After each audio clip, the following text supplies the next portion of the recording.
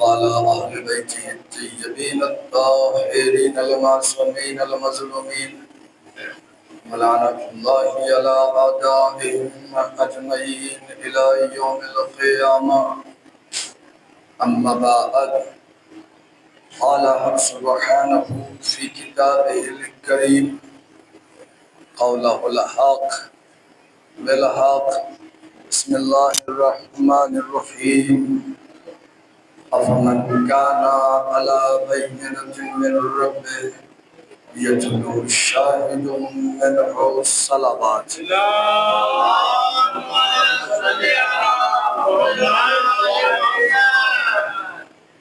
حاضرین مجالس، محبان اہل بیت علیہ السلام، شاد رہیے، آباد رہیے، خدا آپ کو ہر بلا سے آفات سے محفوظ رکھے اس فرش عزا کے صدقے میں.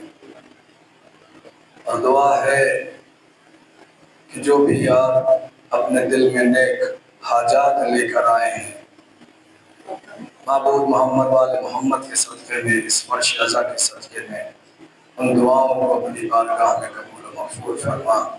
اور جو بھی مشکلات ہیں میرے معبود، اس فرش عزا کے صدقے میں ان مشکلات کو، پریشانی کو دور فرما. حاضرین، بات وہیں سے شروع ہوگی اور اسی سلسلے کو آگے بڑھاتے ہوئے ہوگی. بات چل رہی تھی کہ اللہ نے اپنے نبی کو، اپنے محبوب کو، اپنے پیارے کو، اپنے حبیب کو اس دنیا میں مبعوث اور رسالت کیا، اس لیے تاکہ وہ تمام ادیان پر غلبہ حاصل کرے. اور جب وہ اس دنیا میں آیا، آپ سن چکے ہیں، تمہیداً ذہن کو تازہ کرنے کے لیے دو چار لفظ. شب و روز اس نے محنت کی اور اللہ کی وحدانیت کے پرچم کو بلند کیا اور لوگوں تک پہنچایا. اب آگے پروردگار عالم ارشاد فرما رہا ہے، افمن کان علی بینۃ من ربہ. صلوات پر محمد.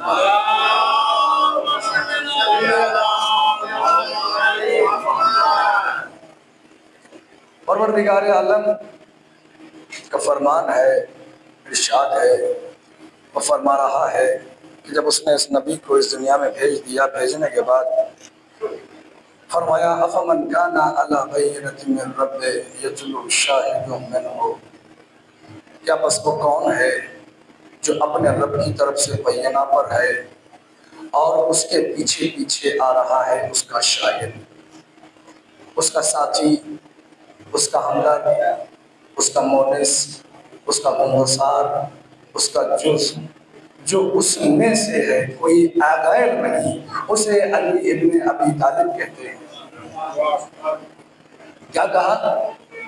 کیا بس وہ کون ہے جو اپنے رب کی طرف سے بینہ پر ہے اور اس کے پیچھے پیچھے آ رہا ہے اس کا شاہد.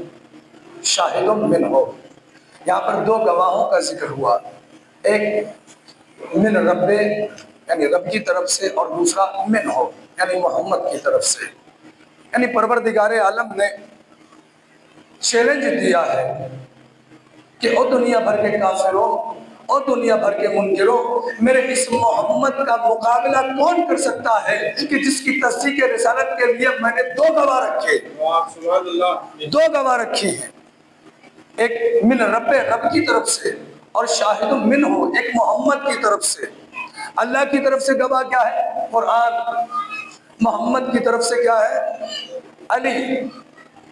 یعنی پروردگار عالم نے اصول قائم کر دیا کہ گواہی جب بھی ہوگی دو کی ہوگی. اب اسلام کا کائنات کا سب سے اہم، سب سے بڑا معاملہ ہے تصدیق رسالت محمد. لہٰذا اس کے لیے اللہ نے دو گواہ رکھے. ایک قرآن ہے جس کی بھی سند موجود ہے، ان کنتم فی ریب مما نزلنا علی عبدنا فاتوا بسورۃ من مثلہ. اور علی کا بھی سلونی کا دعویٰ ہے. یعنی قرآن کے بھی اس دعوے کو آج تک کوئی نہ جھٹلا سکا. اور علی کے بھی اس دعوے کو آج تک کوئی نہ جھٹلا سکا۔ جز محمد علی نے بھی بھرپور گواہی دی، اور اللہ کی طرف سے جو گواہ ہے قرآن، اس نے بھی تصدیق رسالت کی بھرپور گواہی دی۔ عاجز آ کر کیچڑ تو اچھالا گیا، لیکن اس کا مقابلہ، اس کا جواب کوئی نہ لا سکا۔ اسی لیے پروردگار عالم فرما رہا ہے کہ اب کیا پس وہ کون ہے جو اپنے رب کی طرف سے بینہ پر ہے، دلیل پر ہے، یعنی قرآن کا تصدیق یافتہ ہے۔ اب آیت ملاحظہ فرمائیے، ارشاد ہوا وَيَقُولُ الَّذِينَ كَفَرُوا لَسْتَ مُرْسَلٍ، میرے حبیب یہ کافر کہتے ہیں۔ کون کہتے ہیں؟ کافر کہتے ہیں لَسْتَ مُرْسَلٍ، تو بھیجا ہوا نہیں ہے، تو رسول نہیں ہے۔ کسے کہتے ہیں؟ رسول کو کہتے ہیں، جس کا یہ دعویٰ ہے انی رسول اللہ علیکم جمیعا، میں تمہاری طرف اللہ کا بھیجا ہوا رسول ہوں۔ رسول کا کیا دعویٰ ہے؟ انی رسول اللہ، میں اللہ کا رسول ہوں۔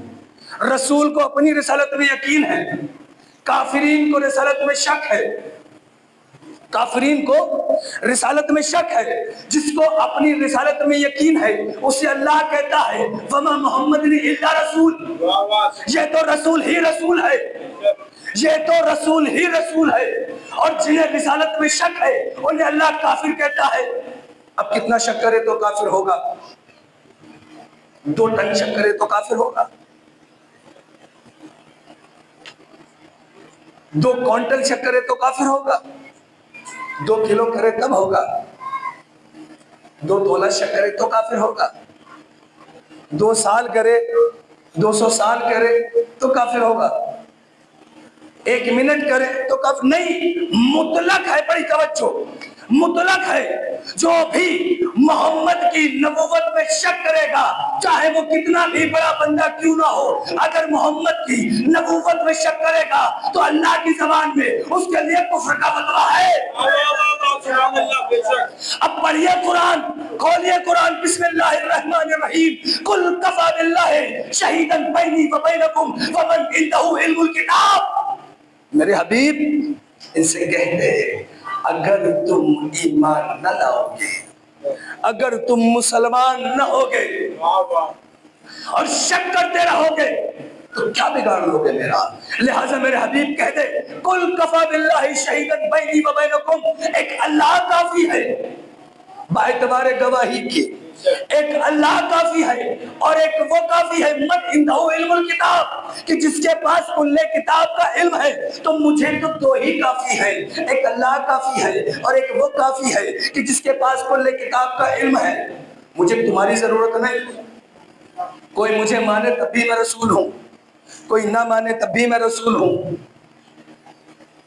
یہ کوئی بندوں کا بنایا ہوا تھوڑی نہ ہے کہ اگر کوئی نہ مانے تو عہدہ ختم ہو جائے گا، رسالت ڈسمس ہو جائے گی۔ نہیں، بلکہ یہ تو اس کا بنایا ہوا ہے جو نہ کبھی خود ڈسمس ہوتا ہے نہ اس کا رسول ڈسمس ہوتا ہے۔ صلوات بھیجے بابا سے بولا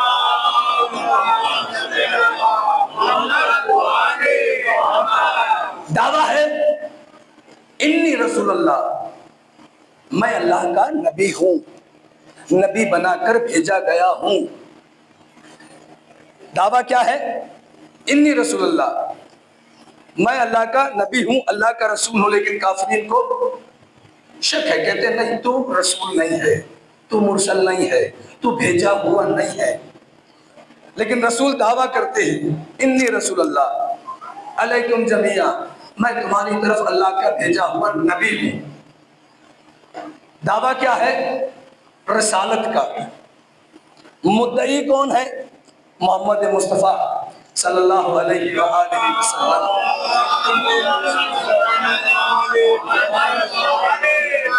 دعویٰ ہے رسالت کا، مدعی ہے محمد مصطفیٰ۔ پہلا گواہ کون؟ اللہ۔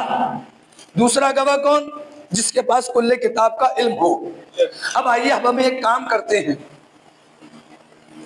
کسی وکیل صاحب کے پاس جاتے ہیں اور جانے کے بعد ان سے مشورہ کرتے ہیں کہ آپ مقدمہ کس طرح سے تیار کرتے ہو، تو وہ ہمیں بتائیں گے کہ مقدمے کی سب سے پہلے ایک فائل بنتی ہے، اس فائل میں مدعی کا نام لکھا جاتا ہے اور اس کا بیان، کہ پھر اس کے بعد گواہوں کا نام اور بیانات لکھے جاتے ہیں۔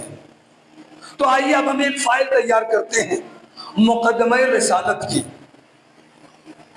آئیے اس میں مدعی رسالت کا نام لکھیے. کیا لکھیں؟ محمد الرسول اللہ مدعی رسالت.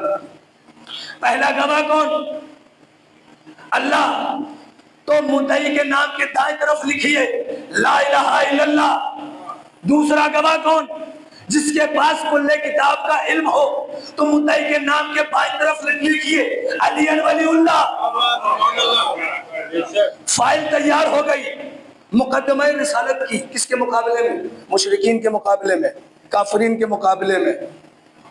مشرکین کے مقابلے میں، کافرین کے مقابلے میں فائل تیار ہوئے. اور ضروری ہے کہ دونوں گواہ برابر کے ہوں. ایسا نہ ہو ایک بیچارہ پاورفل ہو دوسرا کمزور ہو، دواؤں میں آ جائے، گھبرا جائے. دونوں گواہوں کا برابر ہونا ضروری ہے. جو یہ کہے وہ کہے، جو وہ کہے وہ یہ کہے. اس کی زبان اس کی زبان ہو، اس کی زبان اس کی زبان ہو، یہ اس کا ہم زبان ہو، یہ اس کا ہم زبان ہو. تبھی مقدمہ جیتا جا سکتا ہے، ورنہ مقدمہ جیتا نہیں جا سکتا. مقدمہ صرف اس صورت میں جیتا جا سکتا ہے جو وہ کہے وہ یہ کہے، جو یہ کہے وہ کہے. اس کی زبان اس کی زبان ہو، اس کی زبان اس کی زبان ہو، یہ اس کا ہم زبان ہو، وہ اس کا ہم زبان ہو. اور کبھی کبھی مسکرا کے ایک دوسرے سے کہتے وما تشاؤون الا ان یشاء اللہ. تم تو کچھ چاہتے ہی نہیں مگر جو ہم چاہتے ہیں، مگر جو ہم چاہتے ہیں. یعنی تم وہی چاہتے ہو جو ہم چاہتے ہیں. یعنی اٹھتے ہو تو ہماری مرضی سے، بیٹھتے ہو تو ہماری مرضی سے، جنگ کرتے ہو تو ہماری مرضی سے، سلو کرتے ہو تو ہماری مرضی سے، نکاح کرتے ہو تو ہماری مرضی سے، طلاق دیتے ہو تو ہماری مرضی سے، کسی کو بزم میں بٹھاتے ہو ہماری مرضی سے، کسی کو بزم سے اٹھاتے ہو ہماری مرضی سے. سلامات بھیجے بابا سے بولا.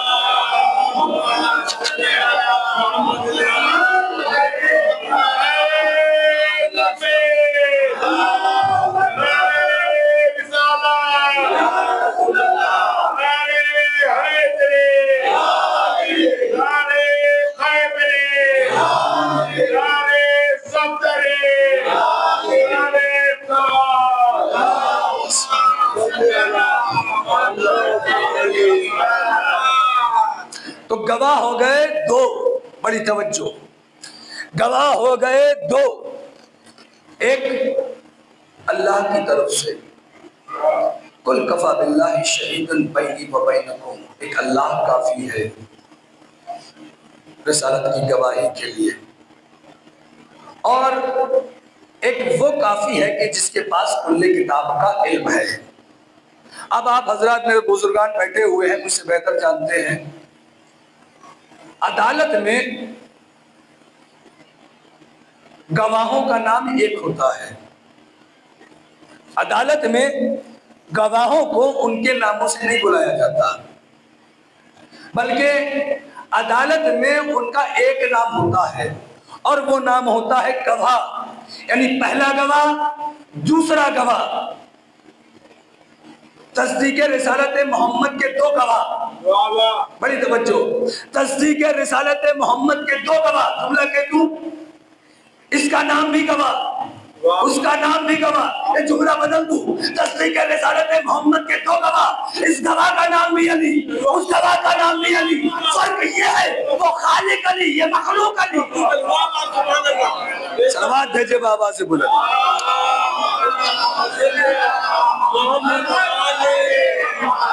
دو گواہ، وہ بھی علی یہ بھی علی، وہ بھی گواہ یہ بھی گواہ. دو گواہ تصدیق رسالت محمد کے. اب مسئلہ یہاں پر یہ ہے کہ وہ خالق ہے، یہ گواہ مخلوق ہے. وہ خالق ہے، یہ گواہ مخلوق ہے. اب اللہ، سب سے بڑا مسئلہ ہے، اب اللہ خالق ہو کے مخلوق کے سامنے گواہی دینے آئے تو آئے کیسے؟ کیسے گواہی دے؟ کس طرح سے گواہی دے؟ مثال کے طور پر کوئی بندہ دعویٰ کرنے لگے کہ میں صاحب کمشنر کا پی ہوں، اور اس سے پوچھا جائے صاحب آپ کا گواہ کون؟ تو وہ کہے گا جا کے کمشنر صاحب سے پوچھ لیجیے۔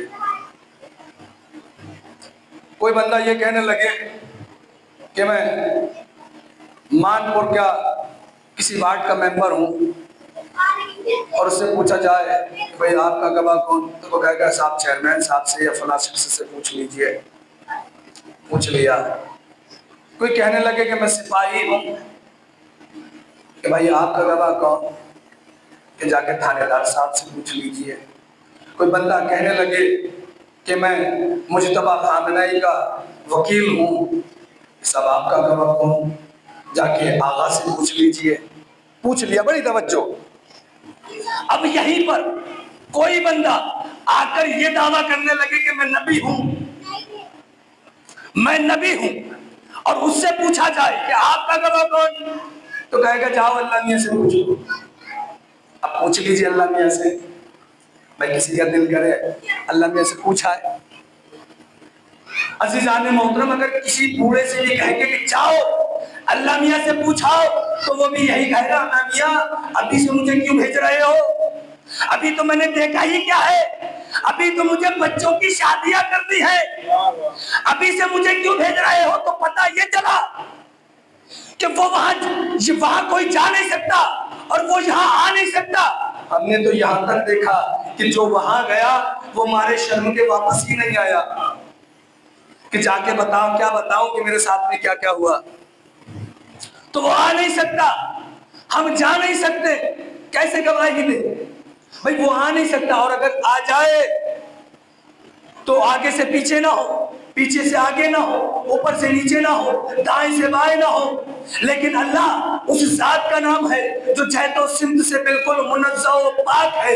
وہ تو ایسی ذات ہے جس کی نہ جہت ہے، نہ سمت ہے، نہ صد ہے، نہ مثل ہے، نہ مثال ہے، نہ قسم ہے۔ وہ جہت و سمت سے بالکل منزہ و پاک ہے۔ جو جہت میں آ جائے وہ خدا نہیں ہو سکتا، جو سمت میں آ جائے وہ خدا نہیں ہو سکتا، جو مقید ہو جائے وہ خدا نہیں ہو سکتا، جو ذہن میں سما جائے وہ خدا نہیں ہو سکتا۔ کہ گر گیا جو ذہن میں لا انتہا کیسے ہوا، گر گیا جو ذہن میں لا انتہا کیسے ہوا، آ گیا جو سمجھ میں پھر وہ خدا کیسے ہوا۔ وہ آ نہیں سکتا، ہم اس کے پاس جا نہیں سکتے۔ کیسے؟ مثال کے طور پر چھری خربوزے پہ گرے تو بھی خربوزے کا بیڑا غرق، اور خربوزہ چھری پہ گرے تب بھی بیچارہ خربوزہ گیا۔ بھئی کیسے گواہی دے؟ بھئی دیکھا نا، جناب موسیٰ کے ساتھیوں نے اسے اپنے سامنے بلانے کی کوشش کی تھی، تو کیا حال ہوا تھا ان کا؟ حالانکہ خود نہیں تھا، نور کی ایک تجلی تھی، خود نہیں تھا، تو وہ کس طرح سے گواہی دے؟ کیسے گواہی دے عزیزان محترم؟ تو یاد رکھیے پیغمبر اسلام نے کتنی مرتبہ کہا، کتنی مرتبہ بتایا کہ دیکھو یہ علی، اسے پہچانو، اسے جانو۔ جگہ جگہ منوایا ہے، جگہ جگہ پہچانوایا ہے کہ دیکھو اسے جانو، یہ میرے بعد میرا جانشین ہے، یہ میرے بعد تمہارا رہبر ہے، یہ میرے بعد تمہارا مولا ہے، اسے جانو، اسے پہچانو۔ بڑی توجہ، بات مکمل کر رہا ہوں۔ اسے جانو، وہ کیسے کر کے گواہی دے گا؟ اسے جانو، نبی ہر مقام پر جگہ جگہ پہچانواتے رہے، یہاں تک کہ غدیر میں ہاتھ بلند کر کے بڑے انتظامات کر کے کہا تھا کہ دیکھو جس کا میں مولا ہوں اس کا یہ علی مولا ہے، لیکن لوگوں نے سن کر انسنی کر دی، سن کر انسنی کر دی۔ آخری وقت میں رسول نے کاغذ قلم مانگا لیکن لوگوں نے دینے سے انکار کر دیا، کاغذ قلم نہیں دیا، لیکن نہیں دیا تو لہذا اسی لیے غیب کا علم رکھنے والا جانتا تھا کہ یہ کافر، یہ منکر زبان کا انکار کر دیتے ہیں، تو اس نے کہا لو ہم لکھ کر دے دیتے ہیں، کاغذ بھی ہمارا ہوگا، قلم بھی ہمارا ہوگا، سیاہی بھی ہماری ہوگی، ورق بھی ہمارا ہوگا، الفاظ بھی ہمارے ہوں گے، نقطے بھی ہمارے ہوں گے، کا سب کچھ ہمارا ہوگا۔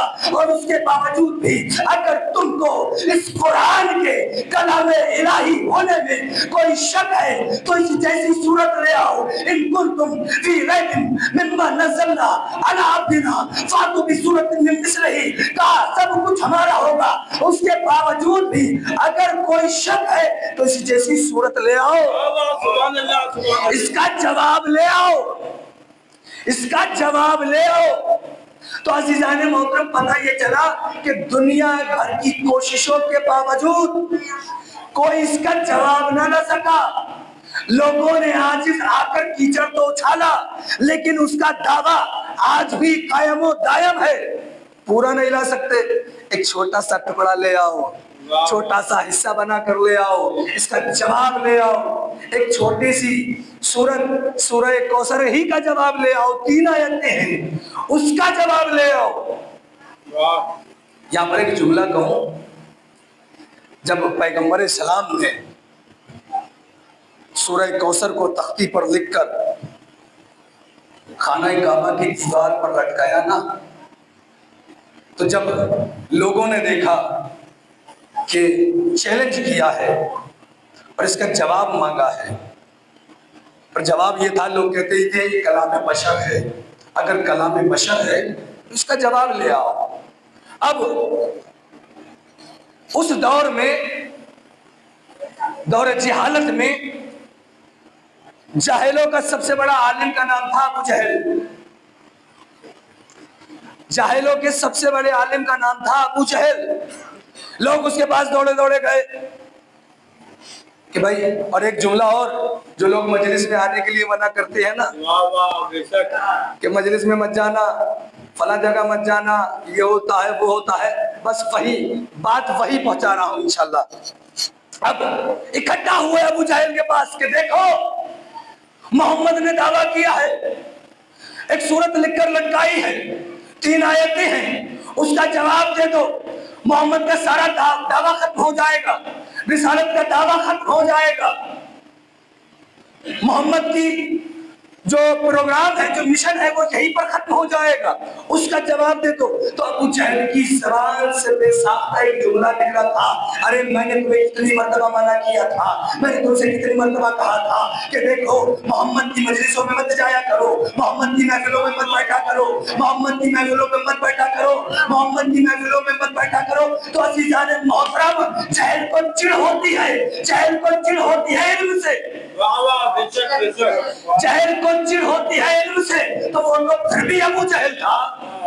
عزیزان محترم، ہمیشہ جاہل ہی، جو نہیں جانتا، جسے نہیں پتا کہ بزم رسالت کا مرتبہ کیا ہے، اس کا مقام کیا ہے، جہاں رسالت آ کر بیٹھتی ہے، جہاں رسول تشریف فرماتے ہیں، اس کا مرتبہ کیا ہے، وہ بزم، اس کا نور کیا ہے، اس کی عظمت کیا ہے، اس کا وقار کیا ہے۔ تو عزیزان محترم، دنیا نے الزامات تو لگائے لیکن اس قرآن کا جواب نہ لا سکے۔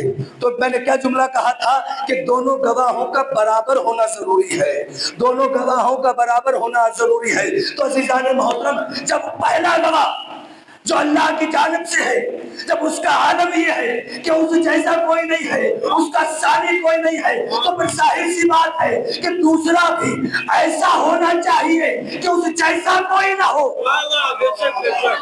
اس جیسا کوئی نہ ہو۔ تو پڑھیے سوائق محرکہ، اس میں علامہ ابن حجر مکی فرماتے ہیں کہ دنیا کی عورتیں عاجز رہ گئی کہ علی جیسا کوئی پیدا کر سکے۔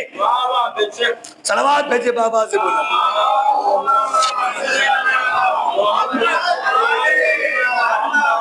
عزیزان محترم، یہ ہے قرآن جو رسالت کی گواہی دیتا رہا،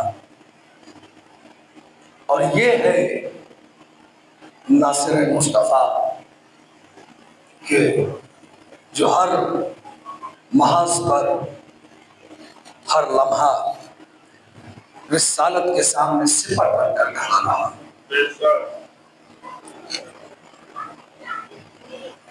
ساری زندگی رسول پر، اللہ کے نبی پر ہونے والے وار اپنے اوپر روکتا رہا اور اسلام کو بلند کرتا رہا۔ علی کی زندگی کا کوئی لمحہ بچپن سے وقت آخر تک، مسجد کے آخری سجدے تک، کوئی لمحہ ایسا نہیں ہے کہ جس میں علی نے پرچم توحید کو بلند نہیں رکھا ہو۔ جب بھی کوئی مشکل آئی، پریشانی آئی، علی نے فوراً نصرت کی، فوراً مدد کی، اسلام کی حفاظت کی۔ اور یہ تربیت ہوتے ہوتے کربلا تک پہنچی کہ جب شام کے محل سے آواز اٹھی کہ کوئی نبی نہیں تھا، کوئی قرآن نازل نہیں ہوا، یہ بنو ہاشم کا ایک قوم تھا جو انہوں نے اقتدار حاصل کرنے کے لیے رچایا تھا، اور اس کا کوئی وارث نہیں ہے، اس کا کوئی حامی نہیں ہے۔ تو جب یہ آواز علی کے بیٹے حسین نے سنی، سننے کے بعد کہا یزید تجھے کس نے کہہ دیا کہ رسالت کا کوئی وارث نہیں ہوتا؟ میں ہوں اپنے نانا کی شریعت کا وارث، میں بچاؤں گا، چاہے اس کے لیے مجھے قربانیاں ہی کیوں نہ دینے پڑے، چاہے اس کے لیے مجھے اپنا خون ہی کیوں نہ پیش کرنا پڑے، لیکن میں اپنے نانا کے دین کو بچا کر رہوں گا۔ اور یہ کہہ کر نانا کے روزے سے رخصت ہو گئے، کربلا کو آباد کیا۔ جب کربلا آئے ہیں، آنے کے بعد پوچھا کہ یہ کون سی زمین ہے، تو ایک بزرگ قبیلہ بنی اسد کا سامنے آیا، کہا کہ یہ کربلا ہے۔ جیسے ہی حسین نے کربلا کا نام سنا، ایک آہا بھری اور کہا کہ ہم اپنے آشیانے یہیں پر بنائیں گے، ہم یہیں پر رہیں گے۔ وہ ضعیف کہتا ہے کہ تم کون ہو، کہاں سے آئے ہو؟ کہا کہ ہم مدینے کے رہنے والے ہیں۔ جیسے ہی مدینے کا نام سنا، ایک مرتبہ تڑپا تڑپ کر کہتا ہے اللہ جانے کیا ہو گیا ہے، لوگ رسول کی قبر کو چھوڑ کر اس بیابانے کو آباد کرنے آئے ہیں، اس بیابانے میں بسنے آئے ہیں۔ تو جیسے ہی حسین نے اپنے نانا کا نام سنا نا، اس بیابانے میں تڑپ گئے۔ کیا تو میرے نانا کو جانتا ہے؟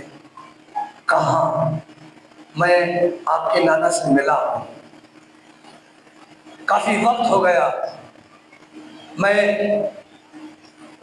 رسول کی زیارت کو گیا تھا، میں رسول کی زیارت کو گیا تھا، اور جب میں مسجد میں داخل ہوا تو میں نے کیا دیکھا کہ رسول کی آغوش میں ایک چھوٹا سا بچہ ہے، اور رسول اسے سینے سے لگا کر بوسے دے رہے ہیں اور بتا رہے ہیں کہ یہ میرا چاند ہے، یہ میرا بیٹا ہے، یہ میرا لخت جگر ہے، یہ میرے جگر کا ٹکڑا ہے، یہ میرا پیارا ہے، یہ میرا حسین ہے۔ جیسے ہی حسین نے یہ جملے سنے نا، ایک مرتبہ تڑپ گئے اور چیخ مار کر روئے، رونے کے بعد کہا تو نے پہچانا نہیں؟ ارے جس حسین کو تو نے بچپنے میں دیکھا تھا نا، میں وہی حسین ہوں، میں وہی حسین ہوں۔ جیسے ہی اس ضعیف نے دیکھا نا کہ یہ تو وہی حسین ہے، قدموں میں گرا شہزادے، آقا مجھے معاف کریے گا، میں نے پہچانا نہیں۔ آقا آپ اس جنگل میں، اس بیابانے میں کیوں رہیں گے؟ آپ ہمارے گھر چلیے، آپ ہمارے گھر رہیے جب تک آپ کا جی چاہے۔ کہا نہیں، ہم اس جگہ کو خریدیں گے، ہم اس جگہ کو خریدیں گے۔ کہا کہ نہیں آقا آپ ہمارے گھر چلیے، ہم آپ کی خدمت کریں گے، ہمیں خدمت کا موقع عطا کریے۔ کہا نہیں، ہم یہیں رہیں گے۔ کہا کہ آقا پھر اجرت کی کیا بات ہے، قیمت کی کیا بات ہے، آپ ایسے ہی رہ لیجئے۔ کہا نہیں، ہم بغیر اجرت کے نہیں رہ سکتے، ہم اس کی قیمت دیں گے، اس لیے کہ جب ہم یہاں پر رہیں گے تو یہاں پر نماز بھی پڑھیں گے، اور میں غصبی جگہ پر، کسی دوسرے کی جگہ پر نماز نہیں پڑھ سکتا۔ کہا کہ آقا جیسی آپ کی مرضی۔ اب وہ جگہ خریدی گئی، کاغذ تیار ہوئے، اور جب نام ہونے کا نمبر آیا کہ کس کے نام کی جائے یہ زمین، کس کے نام کی جائے، تو وہاں پر آواز آئی بھیا یہ میرے اکبر کے نام کر دو، یہ میرے اکبر کے نام کر دو۔ عزادارو کربلا کی زمین اکبر کے نام خریدی گئی۔ کون اکبر؟ تصور کر لیجیے، آپ کل سے اس شہزادے کے مسائل سن رہے ہیں۔ کون اکبر؟ وہ اکبر ایک مرتبہ پیغمبر اسلام نے، جناب امام حسین کا بچپنا ہے، پیغمبر اسلام نے مولا حسین سے بچپنے میں پوچھا، میرے لال حسین، تصور کرنا، خدا کی قسم اگر محسوس کر لیا تو کریا کریں گے، کہا کہ میرے لال حسین یہ بتاؤ کہ اللہ کی سب سے بڑی نعمت کیا ہے؟ حسین فرماتے ہیں کہ اللہ کی سب سے بڑی نعمت یہ ہے کہ کسی کو خدا ایک خوبصورت سا چاند سا بیٹا عطا کرے، یہ اللہ کی سب سے بڑی نعمت ہے۔ کہا اچھا، کہ بیٹا یہ بتاؤ کہ سب سے بڑی مصیبت کیا ہے؟ کہ نانا جان سب سے بڑی مصیبت یہ ہے کہ جو اللہ نے بیٹا عطا کیا تھا، جوانی کے عالم میں ضعیف باپ کی موت گود میں اسے موت آ جائے، یہ سب سے بڑی مصیبت ہے۔ کہ بیٹا اچھا یہ بتاؤ کہ سب سے بڑا شکر کیا ہے؟ کہ نانا جان سب سے بڑا شکر یہ ہے کہ جب ضعیف باپ کی گود میں جوان بیٹے کو موت آ جائے تو اس وقت باپ اپنے بیٹے کو چھوڑ کر خدا کے سامنے سجدہ کرے اور اس کا شکر ادا کرے، یہ سب سے بڑی عبادت ہے۔ تصور کر لیا؟ لیکن ہائے کربلا، جس سب حسین کو دیکھنا پڑا، حسین کی آغوش میں حسین کے کلیل جوان کا دم نکلا، اور جب دم نکلا تو وہاں پر حسین نے افسوس نہیں کیا بلکہ شکر کیا، معبود تیرا شکر ہے، معبود میری قربانی قبول فرما۔ جملہ سنیں گے عزادارو، جب اکبر کا سر حسین نے اپنی آغوش میں لیے ہوئے تھے اور حسین اکبر سے کہہ رہے تھے میرے لال اکبر پریشان نہ ہو، میرے لال اکبر اگر کوئی آخری خواہش ہو تو بتاؤ، اکبر کوئی تمہاری تمنا ہو تو مجھے بتاؤ۔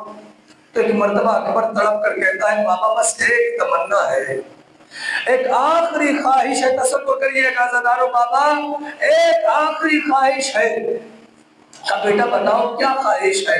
کہا بابا خواہش یہ ہے کہ جب میں مدینے سے چلا تھا تو میں بہن سغرا سے وعدہ کر کے آیا تھا کہ اے بہن سغرا میں تجھے لینے کے لیے آؤں گا، میں تجھے لینے کے لیے آؤں گا، لیکن بابا میں کیا کروں، مجھے موت نے مجبور کر دیا، بابا میں جا نہیں سکا، بابا میں یہ چاہتا ہوں کہ میں یہاں سے اپنی بہن سغرا کو دیکھوں، بابا آپ امام وقت ہیں، بابا اجازت امامت دکھائیے تاکہ میں اپنی بہن کو دیکھ سکوں۔ عزادارو حسین نے مرحبا کہا، اکبر کی آنکھوں پر اجازت امامت کے پر اجازت امامت کا ہاتھ پھیرا، عزادارو ہاتھ کا پھیرنا تھا۔ حسین اکبر سے کہتے ہیں بیٹا اکبر ذرا مدینے کی طرف دیکھو، عزادارو زمین کے پردے ہٹے، زمین کی طرف ایسے تھی، کہا بیٹا اکبر مدینے کی طرف دیکھو۔ اکبر نے مدینے کی طرف دیکھنا شروع کیا۔ حسین کہتے ہیں بیٹا کچھ نظر آیا، بیٹا کچھ نظر آیا؟ کہا بابا اماں زہرا کی، دادی زہرا کی حویلی نظر آ رہی ہے۔ کہا بیٹا دیکھو کوئی اور نظر آیا؟ کہا بابا کوئی نظر نہیں آتا۔ حسین پھر کہتے ہیں بیٹا اکبر ذرا غور سے دیکھو کوئی نظر آیا؟ کہا بابا کوئی نظر نہیں آیا۔ کہا بیٹا اکبر ذرا دیکھو تو صحیح کوئی نظر آ رہا ہوگا۔ ایک مرتبہ اکبر کہتے ہیں ہاں بابا سغرا تو نظر نہیں آتی، لیکن اماں زہرا کی دہلیز پر ایک صحیفہ سر رکھے ہوئے لیٹی ہوئی ہے۔ کہا بیٹا اکبر ارے نہیں پہچانا، ارے یہ وہی تمہاری بہن سغرا ہے جو تمہارے نشان قدم پر اپنے رخسار کو رکھ کر تمہارا انتظار کر رہی ہے۔ خدا آپ کو کوئی غم نہ دے سوائے غم حسین کے۔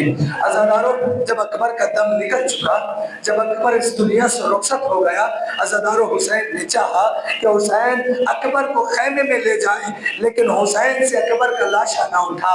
اللہ جانے بنی اسد کے بچوں کو بلا کر کس طرح سے حسین اکبر کا لاشا خیمے میں لے کر پہنچے۔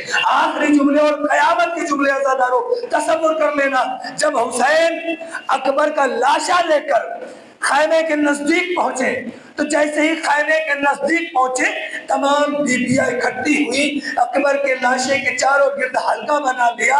ہائے اکبر، ہائے اکبر، ہائے اکبر کی صدائیں بلند تھی، کوئی اپنا سر پیٹتی تھی، کوئی سینہ پیٹتی تھی، ہائے اکبر کا ماتم کرتی تھی، تمام بیویاں جمع تھی۔ لیکن حسین نے دیکھا کہ تمام بیویاں آ گئی ہیں لیکن اکبر کی ماں لیلا نظر نہیں آ رہی، اکبر کی ماں لیلا نظر نہیں آ رہی۔ جناب زینب سے کہا بہن زینب دیکھو تو صحیح، ارے کیا ہوا ہے؟ تمام بیویاں یہاں پر آ گئی ہیں، تمام بیویاں اکبر کا ماتم کر رہی ہیں لیکن اکبر کی ماں نظر نہیں آ رہی، ذرا تلاش تو کرو اکبر کی ماں کہاں ہے؟ جناب زینب نے ایک ایک خیمے میں تلاش کرنا شروع کیا، خیمے میں تلاش کرتی جاتی ہے، دوسرے خیمے میں جاتی ہے، اس خیمے میں اس خیمے میں، اس خیمے سے اس خیمے میں، خیمے پر خیمہ دیکھتی جاتی ہے۔ اکبر کی ماں لیلا کو تلاش کرتی جاتی ہے۔ جب ایک خیمے کا پردہ جناب زینب نے اٹھایا تو کیا دیکھتی ہے کہ اکبر کی ماں